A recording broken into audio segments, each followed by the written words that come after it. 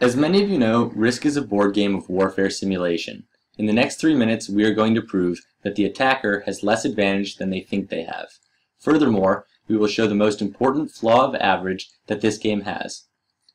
The rules of the game are as follows. Assume that the attacker and defender begin with an equal number of armies. The outcome of an attack is decided by rolling dice. The attacker always rolls 3 dice and rolls first. Then the defender either rolls 1 or 2 dice based on the outcome of the attacker's dice. In other words, based on how much risk the defender is willing to take on. The highest rolling dice from each player is compared, and the player with the lower of the dice loses an army. The second highest rolling dice are also compared, and the lower dice loses an army as well. If the dice are equal, then the defender wins. Our initial thoughts were that the game was very heavily skewed in the favor of the attacker, as shown in the first version of our model. In this model, we simulated an attacker and a defender both with 12 army units. Over here, the turn 1 is displayed. As you can see, the attacker rolled 3 dice and the defender rolled 2.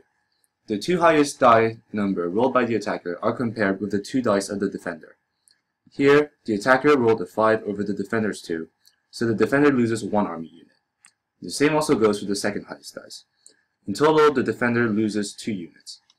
You can see these 2 army units subtracted from the total amount of army units in the turn summary located on the left-hand side of the first sheet. On the second sheet is displayed the simulation of all the turns, the results of which are displayed in the turn summary.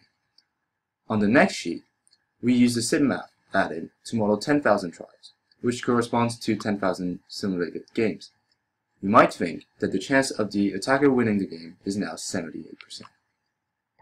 In this second Excel model, we're going to show you the same game being simulated.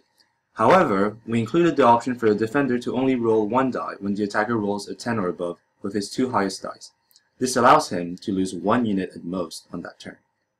In order to accomplish that, an if statement is implemented in these following cells of the second sheet.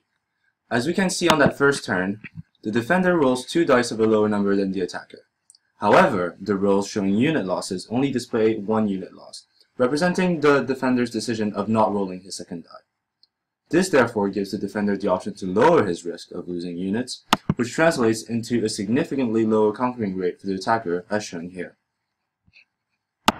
This clearly shows a flaw of averages that might not be taken into account by the players before going into battle.